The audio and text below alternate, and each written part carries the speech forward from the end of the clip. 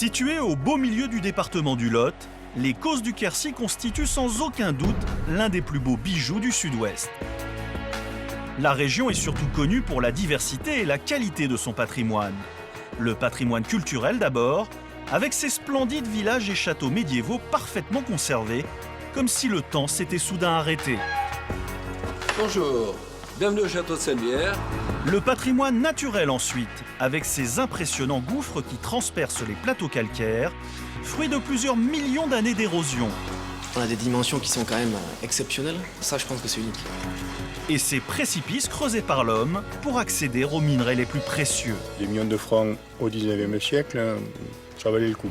Enfin, le patrimoine culinaire avec quelques spécialités locales cuisinées tout en finesse, dans la plus pure tradition du Sud-Ouest. Bon, moi, je sais pas toi, mais je préfère l'omelette que la salade verte.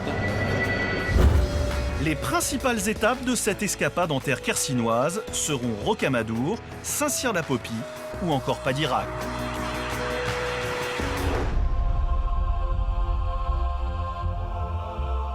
Notre voyage débute au nord du parc naturel des Causses du Quercy. Voici Rocamadour, l'un des sites les plus visités de France, avec la Tour Eiffel, le Mont Saint-Michel et le Château de Versailles.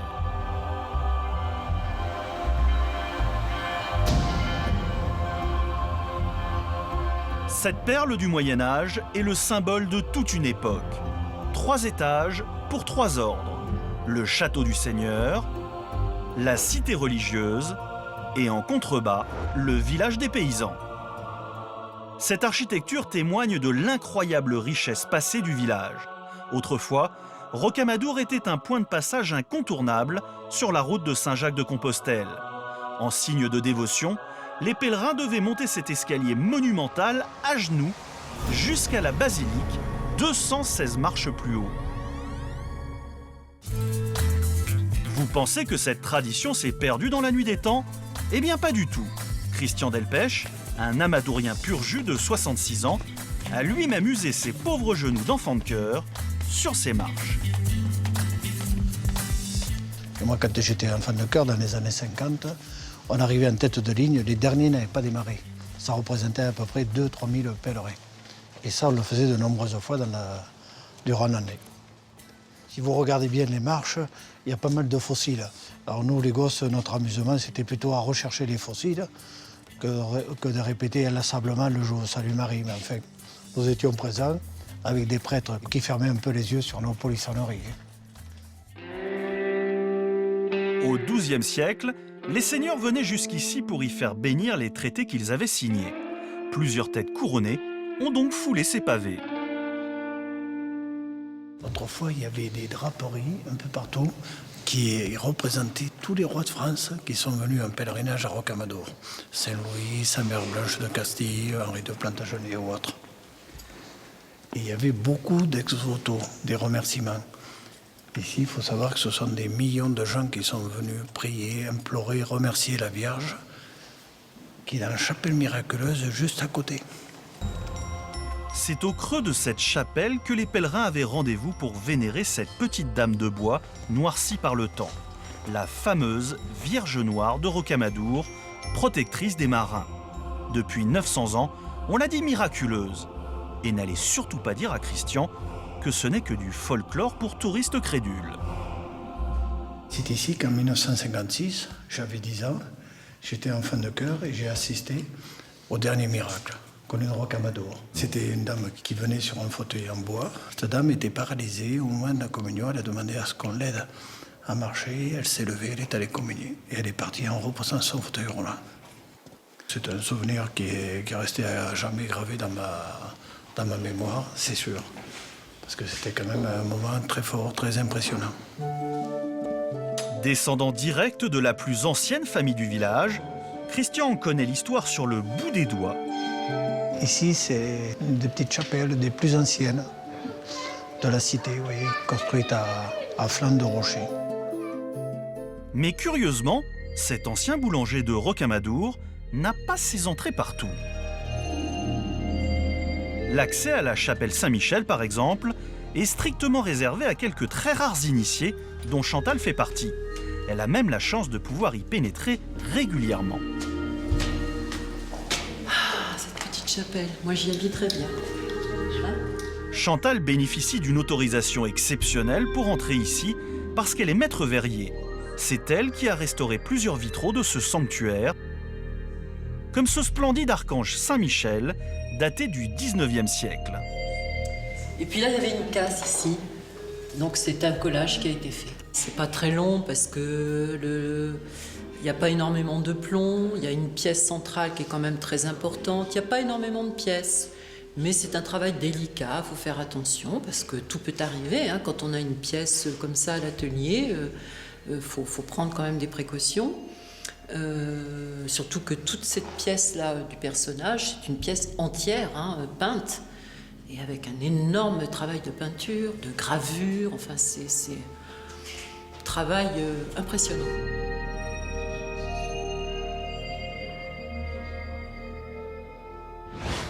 Si vous venez vous balader dans le Quercy, vous ne pouvez pas rater le château de Sennevières, ancien fief des seigneurs de Gourdon, bâti au 8e siècle.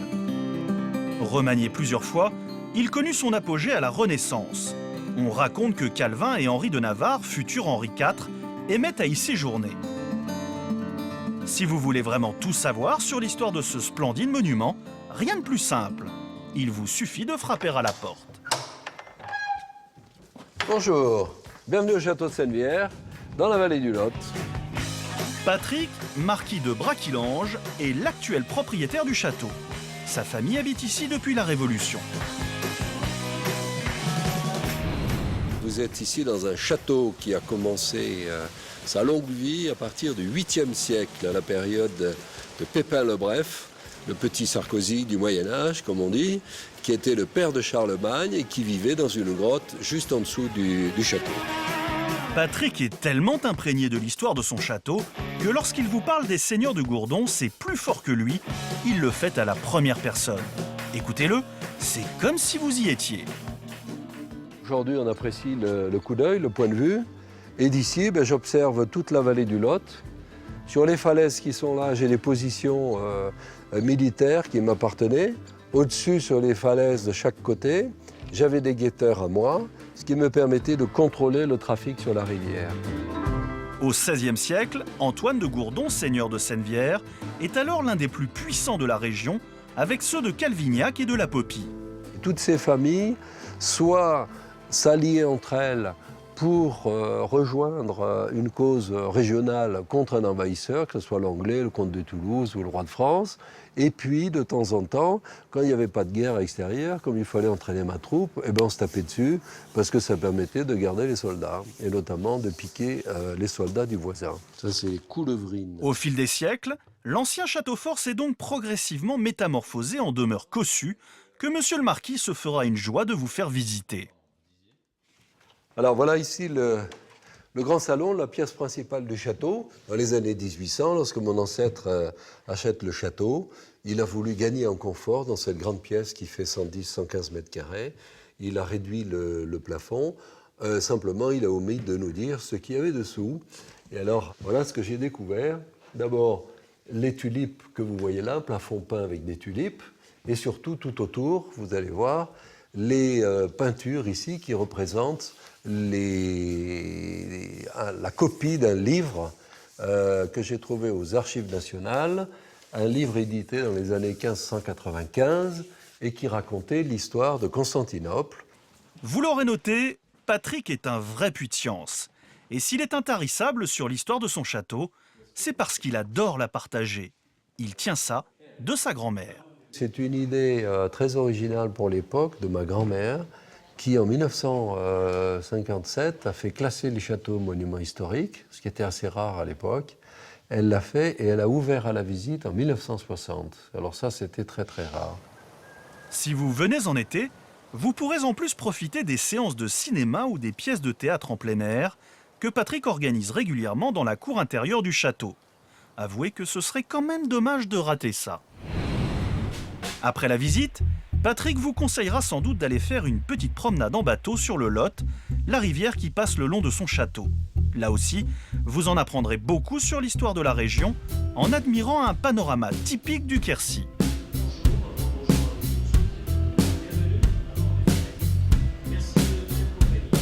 Patrick aime tellement cette balade qu'il a tenu à nous la faire découvrir lui-même.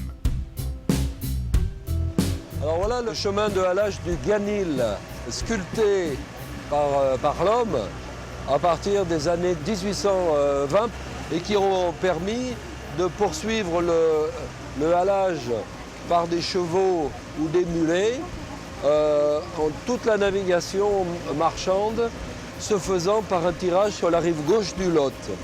Et là on remonte, donc nous l'avons sur notre droite. Heureusement qu'aujourd'hui, les moteurs ont remplacé les gros bras, même s'il faut encore donner de sa personne par endroits. Démonstration avec Monsieur le Marquis. On va faire un peu d'exercice. C'est ce qu'on appelle l'huile de coude. Depuis le milieu du XXe siècle, plus aucun navire commercial ne circule sur le fleuve. Mais le Lot a conservé intact la plupart de ses écluses. Alors autrefois, tout était à la main, puisqu'on ne connaissait pas la mécanique. On avait des éclusiers, comme il y avait des gardes-barrières pour les passages à niveau. Et donc tout ça créait des emplois de proximité. Et il y avait 4, 5, 6 personnes, plus 2 ou 3 mariniers du bateau qui montaient à bord, et ils faisaient tourner les écluses. L'avantage du bateau, c'est qu'il vous permettra de découvrir des petites curiosités locales pratiquement invisibles du haut des falaises. Exemple avec ce fort, bâti dans la roche par les Anglais pendant la guerre de 100 ans. Je navigue ici sur le Lot depuis des années, mais je suis toujours accroché par la lumière ou par des angles un petit peu inédits. Et donc la bibliothèque de photos, la photothèque s'élargit tous les ans. Le Quercy est une vraie mine d'or pour les touristes. Il suffit juste de se déplacer d'une pépite à l'autre au gré de vos envies. Et pour vous y aider, Patrick a justement un projet un peu fou. Alors ici vous êtes à la gare de Cajar. Cette vieille Micheline complètement rouillée, c'est l'ancien Quercy Rail qui transportait plus de 20 000 personnes par an le long du Lot. Voilà maintenant 8 ans qu'elle est à l'abandon et notre marquis rêve de la retaper pour développer le tourisme dans sa région. Ça nous permettrait, avec le maillon de Sennevières, d'avoir une offre commerciale complète avec une possibilité de faire du train, de faire du vélo, de faire des vélorails, de faire de l'autorail, de faire de la marche à pied, de l'équitation, en fonction du budget évidemment de chacun, notamment les familles qui sont le cœur de cible de cette partie de la vallée du Lot. Vous pensez qu'il est insensé de remettre un tel tas de ferraille sur les rails? Erreur. D'ailleurs, si Patrick y croit autant, c'est parce qu'un projet similaire a déjà vu le jour aux frontières du Quercy. C'est à Martel, dans la vallée de la Dordogne, que quelques passionnés ont déjà remporté ce pari fou. Autrefois, ce petit train sorti d'un autre âge acheminait voyageurs et marchandises dans tout le département. On l'appelle aujourd'hui le Truffadou, en hommage aux 20 tonnes de truffes qu'il transportait chaque année. Bienvenue au petit train de chemin touristique du Haut-Quercy à Martel. Si Patrick a voulu nous le présenter, c'est parce que ce sympathique chouchou a été abandonné pendant des années avant d'être entièrement restauré puis remis en service en 97. Notre marquis espère bien que sa Micheline rouillée pourra elle aussi faire revivre un jour l'âge d'or du train quercynois pour le plus grand bonheur des touristes. On a construit des kilomètres de liaison ferroviaire. Les députés d'ailleurs se battaient pour avoir chaque fois dans leur circonscription un arrêt du train et évidemment le passage du train. Et ça a généré beaucoup d'emplois et ça a été un changement complet de la vie puisqu'on réduisait le temps de parcours pour les démarches administratives, pour le transport des marchandises, etc. Qui sait, peut-être que le jour où vous visiterez le Quercy, l'Office du tourisme vous proposera un petit voyage plein de charme à bord d'une vieille Micheline rutilante. Vous saurez alors d'où elle vient. Et si c'est le cas, elle s'arrêtera certainement au pied de Saint-Cyr-la-Popie, récemment élu village préféré des Français par des dizaines de milliers d'internautes. Admirez plutôt.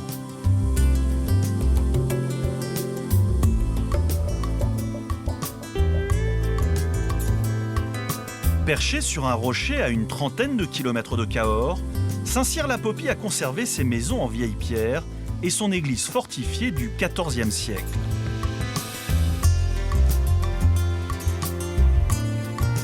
Cette cité au charme médiéval intact, le poète André Breton l'avait choisie pour ses vieux jours. Dans cette maison, il écrivit même « J'ai cessé de me désirer ailleurs ». Autrement dit, si vous venez jusqu'ici, vous risquez fort de ne plus avoir envie d'en repartir. C'est exactement ce qui est arrivé à Eric, qui a définitivement posé ses valises dans le village, il y a maintenant une vingtaine d'années. Alors moi je suis né à une encablure de Saint-Cyr-la-Popie, à Saint-Nevière précisément. Et pour gagner quelques sous, pour faire mes études, je suis venu travailler à Saint-Cyr-la-Popie. Et je suis tombé amoureux de ce village. Je l'étais déjà de la région. Et passionné par les vieilles pierres et la gastronomie, je me suis dit qu'il y avait peut-être quelque chose à faire. Et ce quelque chose, c'est ici qu'Éric a décidé de le faire. Parce que la gastronomie fait aussi partie du tourisme, il a eu l'idée à la fois géniale et toute simple de donner envie aux milliers de visiteurs qui défilent ici le ventre creux de goûter aux spécialités locales. Mais autant vous le dire tout de suite, si vous vous asseyez à sa table, vous aurez du mal à vous relever. Qu'on se le dise, au fourneau, Éric ne se contente pas de cuisiner, il rend hommage au patrimoine gastronomique du Quercy. Prenez une omelette par exemple. Ici, le seul point commun avec la vôtre, ce sont les œufs. Pour le reste, regardez et laissez fantasmer vos papilles. Alors, on a la truffe, on va casser les œufs.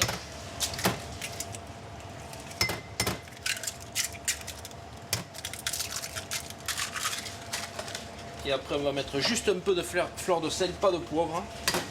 Juste l'exhausteur de goût, puisque le poivre est un épice, pour permettre à la truffe de se révéler pleinement. Alors ça, c'est vu. La truffe, c'est l'or noir du Quercy. En hiver, sur les marchés de Cahors, elle se négocie parfois jusqu'à 700 € le kilo. Alors à ce prix-là, pas question de gaspiller. Mes grands-parents me racontaient que ils allaient, quand ils étaient jeunes, ramasser la truffe avec le cochon. Et bon, une fois en chemin, ils étaient jeunes, ils avaient joué, ils avaient oublié de veiller sur le panier de truffes. Et le cochon les avait toutes mangées. Alors pour ne pas se faire regronder par les parents, ils sont revenus en chercher. Ils en ont retrouvé un autre panier. Aujourd'hui, ça ne marche plus comme ça. L'autre produit star du pays, c'est bien sûr le foie gras de canard frais. Voilà, et nous on travaille local. On travaille avec un producteur qui tue le matin les canards et qui nous livre le foie gras chaud et il est cuit à midi.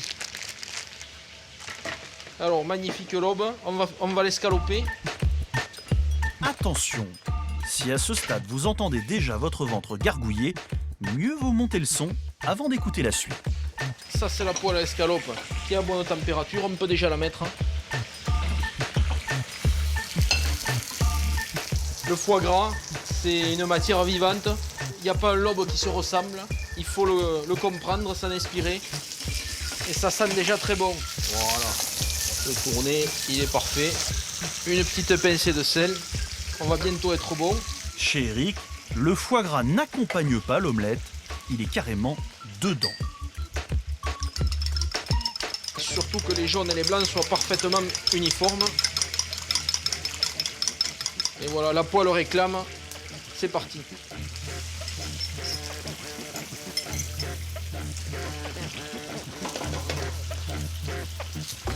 Et là, on incorpore le foie gras au milieu de l'omelette. Et on va la plier comme une calzone. Mais c'est une calzone royale. Omelette, truffe et foie gras poêlé. Et elle reste baveuse à l'intérieur. Bon, moi, je sais pas toi, mais je préfère l'omelette que la salade verte. Déjà, quand on la coupe, on en prend plein le nez. Ces effluves de la truffe Melanosporum du Quercy, si particulier, marié au foie gras poêlé, sympathique. Et en bouche, ça se balade. Un coup le foie gras poêlé, un coup la truffe, 2 coups de truffe, un coup de foie gras poêlé, formidable. Cette recette, comme de nombreuses autres emblématiques du Quercy, Éric l'a transmise à Arnaud. C'est lui qui prendra bientôt sa relève. Éric m'a fait connaître beaucoup de choses, m'a fait découvrir, disons, le travail de la truffe et du foie gras. On ne va rien changer, on va travailler toujours dans la tradition et la qualité des produits pour conserver l'âme de ce restaurant. Et aujourd'hui, je suis très heureux qu'ils reprennent le flambeau à Saint-Cyr-la-Popie. Bon, c'est pas tout ça, mais un repas sans dessert, c'est pas vraiment un repas. Alors pour la petite touche sucrée, Éric vous propose une autre spécialité locale. Pour ça, il se rend chez son beau-père boulanger à Cajarc. Salut Jean-Luc. Bonjour, Eric, ça va? Eh bien, ça va, ouais. Bon, voilà. Et mon carton de pastis est prêt, Jean-Luc? Ouais, ça y est, oui, il est prêt. Bon. Il est prêt. Le pain aussi? Le pain aussi. Tranché, tout? Tranché, tout. Parfait. Ce pastis dont parle Éric n'a rien à voir avec l'apéritif anisé. Il s'agit en fait d'un gâteau aux pommes 100% quercinois. Pour préparer sa pâtisserie, Jean-Luc confectionne d'abord une pâte incroyablement élastique qu'il peut étendre sur 3 mètres carrés. Ensuite, il y ajoute beaucoup, mais alors beaucoup de beurre. Quand on le roule, le pastis, c'est une pâte feuilletée. Donc, il faut qu'il y ait une couche de beurre, une couche de pâte, une couche de beurre, une couche de pâte. Donc, comme on le roule, il y a du beurre dans la pâte, du beurre dans la pâte, du beurre dans la pâte. Lorsqu'il est absolument sûr qu'il ne manque pas 1 gramme de beurre dans sa recette, Jean-Luc peut enfin disposer les pommes, puis le sucre, Donc, ça représente à peu près de 5 à 600 grammes par table de sucre cristallisé. et encore un peu de beurre. On n'est jamais trop prudent. On va le mettre en boudin, en 2 parties. Jean-Luc a la réputation de préparer le meilleur pastis du Quercy. Mais n'essayez pas de le faire parler. Voilà, Depuis je vais près de faire, 20 ans, personne n'a réussi à lui arracher le secret de sa pâte. J'ai rencontré une grand-mère qui était sur le marché, qui vendait des pastis, donc qui avait une bonne réputation. Et je lui ai demandé le savoir-faire. Et c'est très important de garder les anciennes recettes. Et Jean-Luc a eu le nez creux en développant la recette de cette grand-mère, car la réputation de son pastis a très vite fait le tour du Quercy. La première année, j'avais une vente de 300 ou 400 pièces. Et je suis à l'heure actuelle, 18 ans après, à 11 000 pièces. Pratique, la cuisson du pastis se fait juste après celle du pain, quand le four est encore chaud. Celui de Jean-Luc peut en contenir jusqu'à 70 d'un coup. Ça demande 1h20 à 1h30 de cuisson.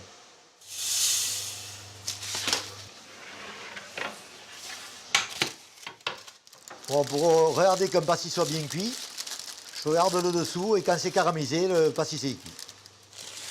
La cuisine, elle commence par la qualité des produits qu'on y fait rentrer. Et avec ça, on sait qu'on n'a pas de soucis.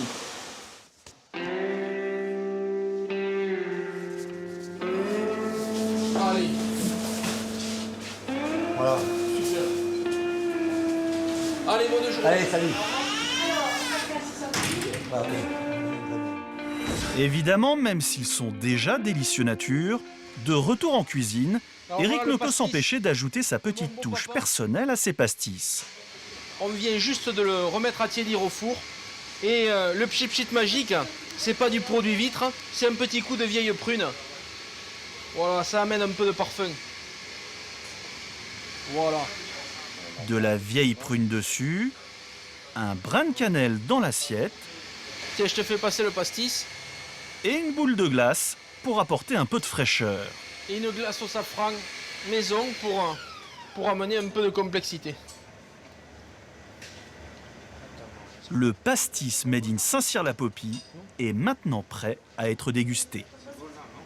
Moi, le safran, c'est des souvenirs, c'est les gâteaux aux pommes safranés que faisait ma grand-mère. Il y avait toujours un pied de safran, ou quelques pieds de safran dans un coin du jardin. C'était le riz safrané, comme ça, qui était fait avec son savoir-faire à elle, mais un goût authentique dont je suis nostalgique et dont je me suis très largement inspiré dans ma cuisine.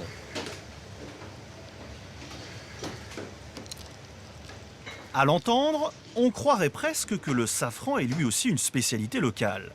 Pourtant, tout le monde sait que cette épice est originaire du Moyen-Orient. Pour tenter de percer ce mystère, nous décidons de suivre Éric jusqu'à son fournisseur. Notre rendez-vous est fixé à Calvignac, à une dizaine de kilomètres de Saint-Cyr-la-Popie. C'est ici, au beau milieu d'un champ tout ce qu'il y a de plus banal, qu'Éric retrouve Didier, son fournisseur. Tiens, Salut, t'as un beau panier, dis-moi. ouais. Ben, avec la gelée aujourd'hui, c'est pas mal. c'est pas mal, mais bon. Ah, mais là, t'as pas ramassé, dis donc. Non.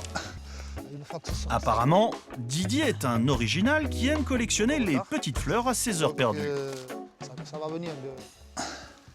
Là, il y a de l'humidité encore. Donc tu vois, regarde, les pétales avec la gelée se sont foncés. Autrement, après, Ouais, c'est beau, ça. il n'y a pas de souci. Hein. Bon, tout ça c'est bien joli, mais ça ne nous dit pas où se trouve son fameux safran. Alors si Didier voulait bien se donner la peine d'accélérer un poil sa cueillette bucolique, On fait simple. C'est très très joli ça. Bon, il y aura de quoi faire des crèmes brûlées, hein, au safran. alors c'est ça le secret? Cette petite fleur violette et du safran? Et l'on pourrait cultiver cette épice la plus chère au monde ici, en plein Quercy? Il faut croire que oui. D'après Didier, la récolte serait même une tradition ancestrale dans la région. Au XIIIe siècle, il a été importé dans les pays périphériques de la Méditerranée. Donc c'est pour cette raison que l'on en trouve en Grèce, au Maroc, en Espagne, en Italie, en France. Et c'est arrivé par le biais des croisades. Ça fait maintenant des années que nous faisons la crème brûlée au safran du Quercy. On fait un duo de crème brûlée, safran du Quercy, vieille prune. Et c'est une manière toute douce de mettre dans l'assiette notre terroir du Quercy. Le safran coûte cher parce qu'il est rare. La fleur n'arrive à maturité qu'environ 3 jours par an. Chaque récolte est donc une vraie course contre la montre. Et la cueillette ne peut s'effectuer qu'à la main, pliée en deux, comme Didier. Alors, on compte à peu près 1500, 1300, 1500 fleurs à l'heure, selon la densité, selon... voilà.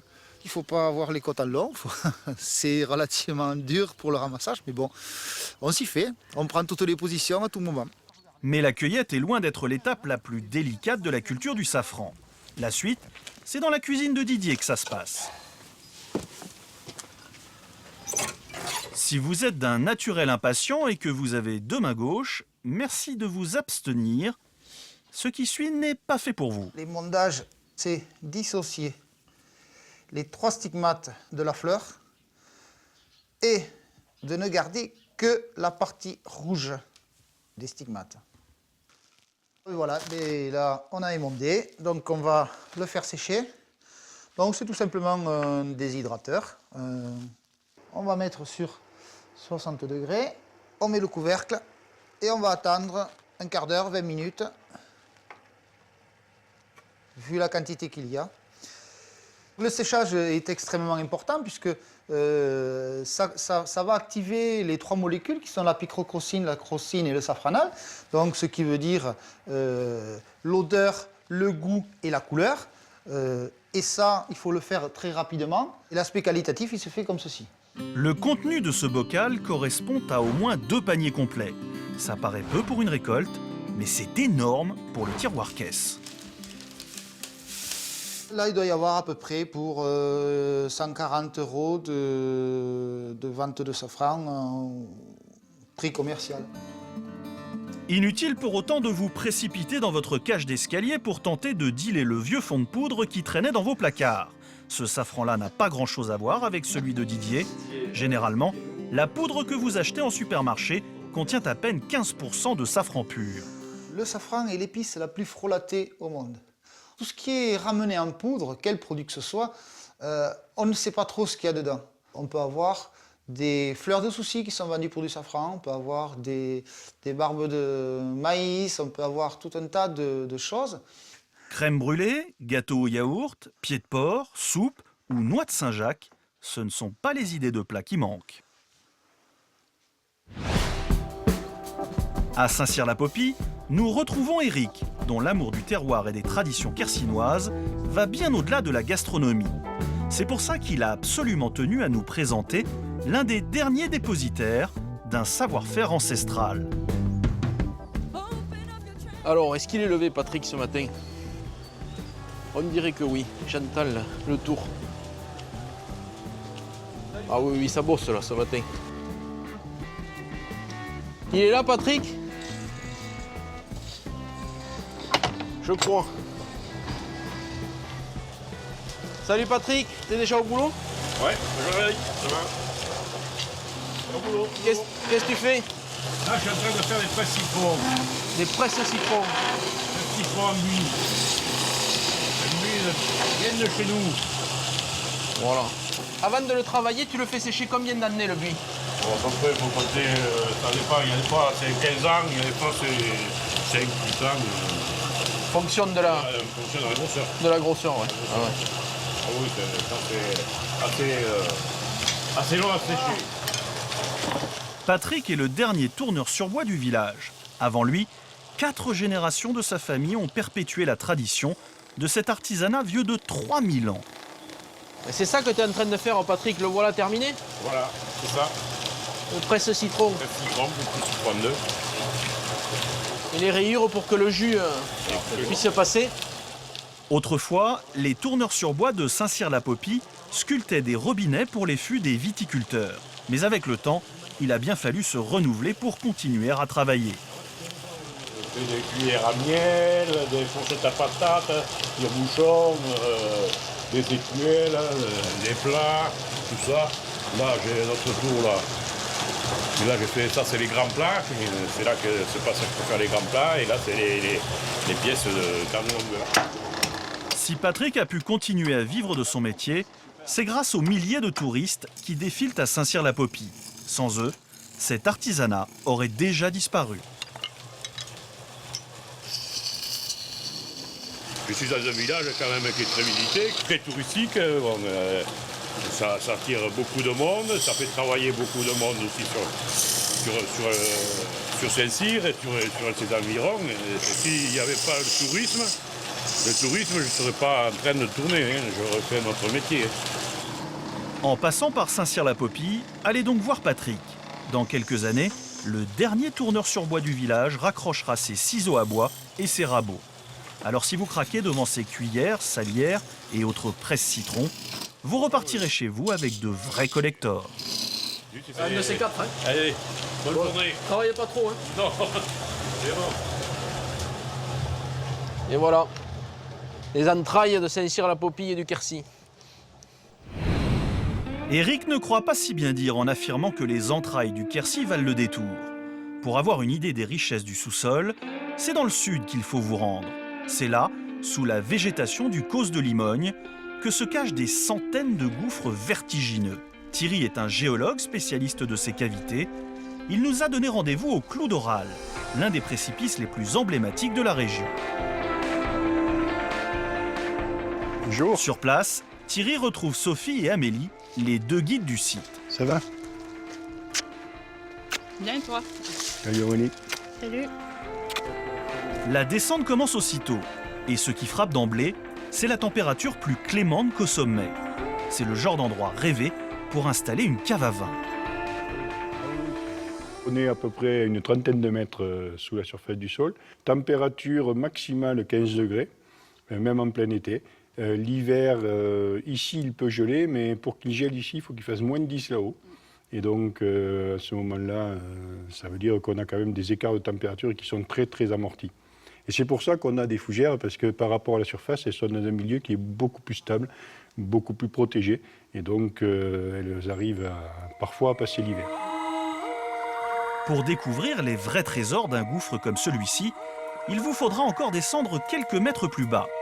C'est ici, tout au fond, que vous pourrez admirer l'évolution de la faune locale sur plus de 30 millions d'années. Un cas presque unique au monde. Donc on a ici un crâne, on peut voir ces canines ici, et puis on peut voir des molaires, 3 molaires et 3 prémolaires. Ce qui est de particulier, c'est qu'en fait, on a le squelette quasi complet, puisque ça, c'est le crâne. Ici, on a la mâchoire inférieure. Ensuite, on a la patte avant, avec l'omoplate. Et puis, l'humérus et les os de la patte avant qui sont là et là. Concrètement, c'est un animal qui se trouvait quelque part entre le tapir et le rhinocéros. Son nom, c'est le cadurcotère, ce qui veut dire la bête de Cahors. Donc c'est vraiment une espèce qui est dédiée à la région, mais c'est un groupe une espèce qui a complètement disparu de nos jours. On recense plus de 300 gouffres comme celui-ci dans le sud du Quercy. Seuls quelques-uns sont ouverts au public, mais tous regorgent de fossiles aussi bien conservés. Un vrai paradis pour les archéologues. À l'époque où vivait cet animal, donc il y a 28 millions d'années, la surface là-haut du plateau était très très sèche. Ça ressemblait un petit peu au Sahel aujourd'hui. Donc les animaux descendaient pour boire, en fait c'était un point d'eau. Et on peut supposer, mais là c'est de la fiction après, hein, que le pauvre est descendu et que c'était un peu trop vaseux ce jour-là. Et puis il n'a pas eu l'énergie nécessaire pour s'extraire de la vase, qu'il est mort sur place, d'où la conservation de son squelette. Devant de tels fossiles, on pourrait facilement croire que ces gouffres sont des cavités naturelles, fruits de quelques millions d'années d'érosion. Eh bien, pas du tout. En réalité, le site a été entièrement creusé par la main de l'homme au XIXe siècle. Et tout ça pourquoi? Pour en extraire un précieux minerai, le phosphate. En fait, voilà, ici, il y a le morceau de croûte de phosphate. Ça n'a pas le même aspect que la roche qui est dessous. Et quand ils utilisaient, ils découpaient donc, avec la partie pointue, ils découpaient comme ça, mais ils tapaient simplement comme ça. Mais il est évident que je ne vais pas la décoller puisqu'ils l'ont oublié, on va la laisser tranquille. Durant des millénaires, ces cavités étaient donc remplies d'argile, de terre et de phosphate, un minerai riche en phosphore, excellent pour faire de l'engrais. Son exploitation s'est poursuivie jusqu'au début des années 80. Tout ça, ça a été vidé, oui, par dessous, en fait. C'est-à-dire que quand les mineurs sont arrivés, là où on est, quoi, en creusant, après avoir creusé. Et donc, ils creusaient au-dessus de leur tête. Et c'est pour ça que là, on voit le risque qu'il y avait, parce qu'effectivement, quand on voit un bloc comme celui qui est là au milieu, en fait, on creuse de ce côté, on creuse de ce côté, on creuse de là, on ne sait pas si le bloc tient ou ne tient pas. Donc c'était vraiment des situations très très dangereuses. La ruée vers le phosphate est donc directement à l'origine des centaines de gouffres à ciel ouvert que l'on trouve dans le Quercy. Au plus fort de l'exploitation du minerai, l'extraction locale représentait jusqu'à 35 000 tonnes par an. En fait, c'était un phénomène européen, mais dans le Quercy, quand ça a été découvert, ça a vraiment été la course. Les prix sont montés et ça représentait quand même 1 million de francs de l'époque qui correspondait à la valeur marchande. Donc des millions de francs au 19e siècle, ça valait le coup, quoi. Mais n'allez surtout pas croire qu'à l'instar des phosphatières, tous les gouffres de la région ont été creusés par l'homme. Si vous leur racontez que vous êtes venu dans le Quercy, vos amis vous demanderont forcément si vous avez visité le célébrissime gouffre de Padirac, entièrement naturel celui-là. Avec plus de 450 000 entrées par an, c'est la cavité la plus visitée de France. Un abîme titanesque dont les profondeurs renferment des merveilles géologiques comme seule l'érosion peut en façonner pendant plusieurs centaines de millions d'années. Vous y descendrez peut-être en compagnie d'Anthony, guide batelier depuis bientôt 10 ans. On va aller faire un petit tour? On y va? Allez, c'est parti. C'est parti. Avec ses 35 mètres de diamètre, le gouffre de Padirac a longtemps nourri les légendes populaires les plus sinistres. D'ailleurs, les anciens le surnommaient le trou du diable. Il aura fallu attendre 1889 pour qu'un homme domine enfin sa peur et décide de l'explorer. Cet homme, c'était Édouard Alfred Martel, le père de la spéléologie moderne. Et lui, il pensait pas au début peut-être découvrir toute cette eau en bas. Donc la première fois qu'il est descendu, il n'avait pas de bateau. Oui. On parle de Martel et son petit bateau, mais la toute première fois, il ne l'avait pas. Donc il est descendu une première fois, le 9, et le 10, il est redescendu avec son petit bateau, 9-10 juillet 1889. Et puis avec ses bougies, son petit bateau, il a quand même découvert 1,5 km de rivière, ce qui est, à l'époque, c'était pas mal, quoi. Ah ben à l'époque, c'était la découverte de l'année, ouais, c'est sûr. Là, même du siècle. C'était sa consécration. Ouais,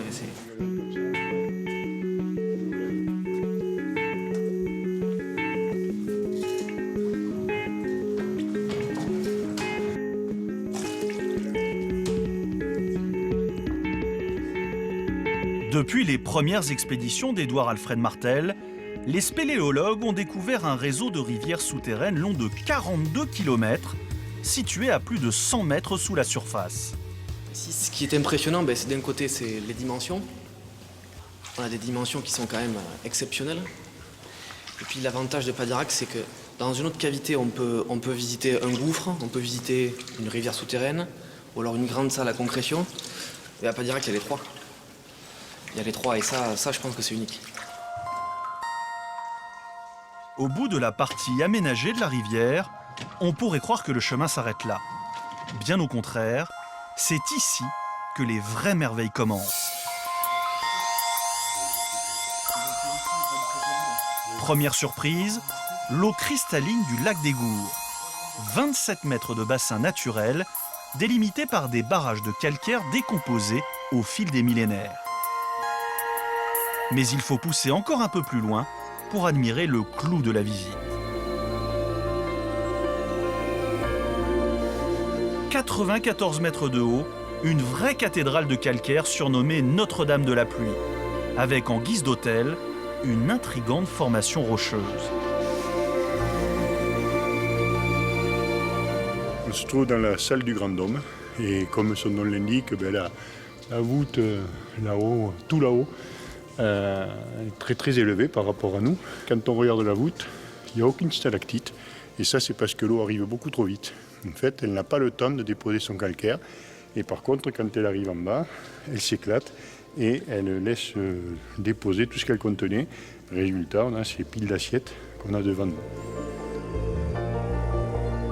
Cette absence de stalactite en haut, présence de stalagmite en bas, nous apporte une information sur l'infiltration là-haut de l'eau sur le cos. Ça veut dire que l'infiltration se fait très très rapidement.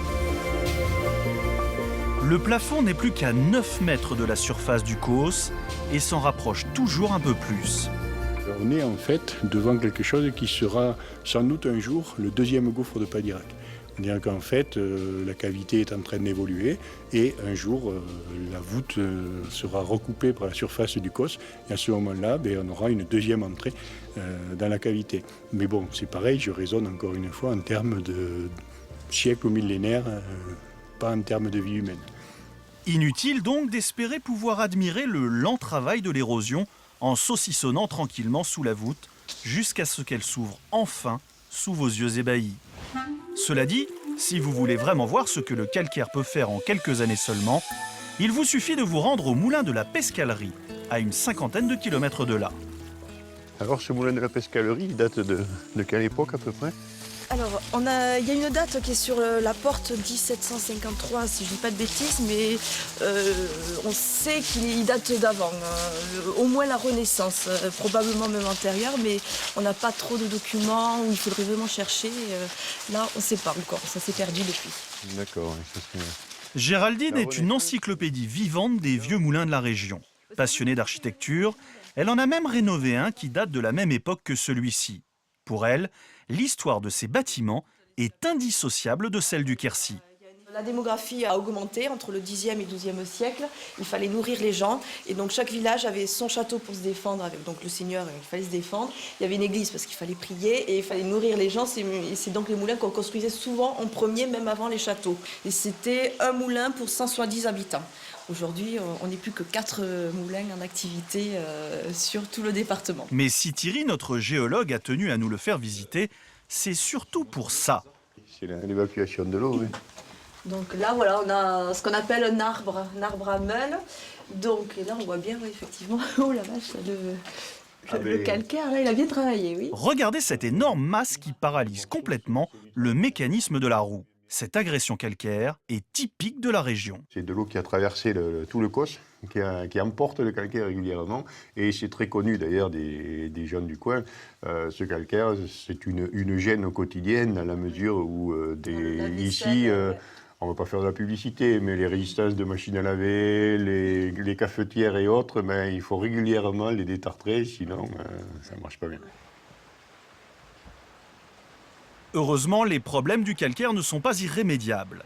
Après un solide chantier de rénovation, la roue du moulin de la Pescalerie grincera peut-être un jour comme avant. À ce stade de notre voyage, vous ne manquez plus d'idées pour occuper vos journées dans le Quercy. Reste une question cruciale, que faire de vos nuits? Prenez Rocamadour. En moyenne, le village accueille 1,5 million de visiteurs par an.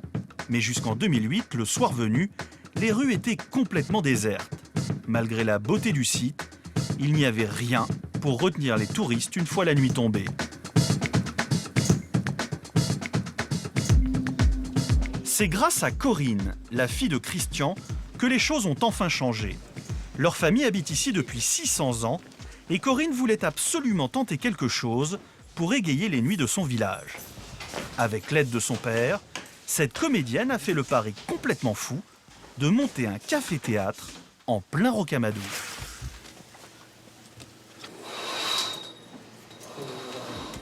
Je tournais beaucoup dans toute la France, je jouais partout sauf dans le Lot. Et je me suis dit, tiens, il y a une demande très certainement dans notre région.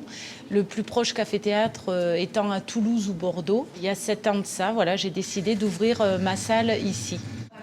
Ici, c'est-à-dire dans l'appartement familial et l'ancienne boulangerie de papa. Ici, d'abord, il y avait un mur de refend, là, vous voyez, on voit bien l'épaisseur des murs, que j'ai tout démoli avec des cheminées qui étaient incorporées au milieu. Et puis là, nous avons notre petit appartement et en bas, j'avais ma boulangerie. Et c'est une heureuse surprise, et puis c'est que du bonheur. Maintenant, je suis dans le showbiz. Quand elle a lancé Côté Rocher, Corinne pensait n'ouvrir que les beaux jours. Mais le succès l'a rapidement dépassé et aujourd'hui, elle affiche environ 5 représentations par semaine. À ce soir, merci. Au revoir. J'ai voulu que ce soit Geneviève Gilles, ma copine, avec qui j'ai été longtemps en duo, mon amie même, qui ouvre la scène de mon café-théâtre. Et le premier jour d'ouverture, donc le 1er avril 2006, elle m'a demandé combien il y avait de réservations le soir. Et moi, j'étais super contente et je lui ai dit, on en a 8. Et donc, la première semaine, on a invité tous les copains, on a invité les amis commerçants à côté à venir remplir la salle. Et nous avons eu la chance d'avoir Mado, la niçoise, Noël Pernat, qui gracieusement est venue me faire 2 jours. Ce qui fait que tout de suite, a rempli la salle et les gens ont découvert Côté Rocher. Puis après, ça a été le bouche à oreille. Ce soir encore, plus de 120 personnes sont venues assister à la pièce Le Rat débile et Le Rat méchant, jouée notamment par un ex-pilier du fameux Collarocho. Bonsoir. Ça va. Voilà, merci, bon spectacle.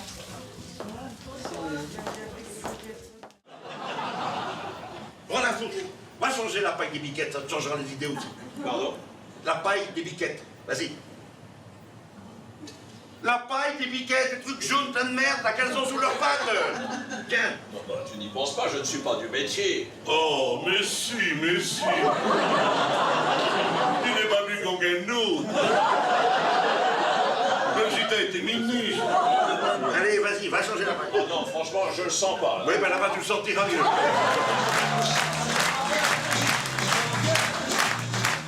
Ça démarre gentiment par un bon cliché et puis quand le texte s'emballe, elle ne s'arrête pas de tirer à vue, les blagues fusent, les jeux de mots, et bon moment. Je viens souvent ici parce que c'est absolument génial et voilà, et Corinne est devenue une amie et franchement c'est très méritoire à elle d'avoir monté ce café-théâtre parce qu'en général les artistes sont super. Moi j'ai ri, j'espère que j'ai pas gêné d'ailleurs trop les voisins, mais j'ai ri du début à la fin. Le public a accroché à ce qu'on faisait. Moi, je trouve que pour des paysans du Quercy, ils impriment vite, c'est pas mal. Hein, quand même. Bon, je vous défendrai. Je crois que c'est la dernière fois qu'on vient. Oui, voilà, c'est ça. Là, c'est foutu. Là, je crois que c'est foutu. Nous, on n'est pas d'ici, allez-y. On peut dire aussi que c'est quand même le travail de Corinne et de toute son équipe qui font que de ce théâtre un théâtre très vivant, mais c'est de plus en plus difficile. Hein. C'est pas évident de trouver en province des théâtres qui fonctionnent bien comme ça. Oui, le lieu a beau être sympa, s'il n'y avait pas des bons spectacles, les gens ne viendraient pas.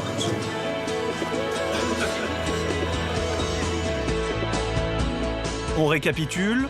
Entre la découverte d'une authentique architecture médiévale, l'exploration géologique de gouffres gigantesques, la dégustation de la cuisine locale et les sorties culturelles nocturnes, plus que jamais, le Quercy vous appelle.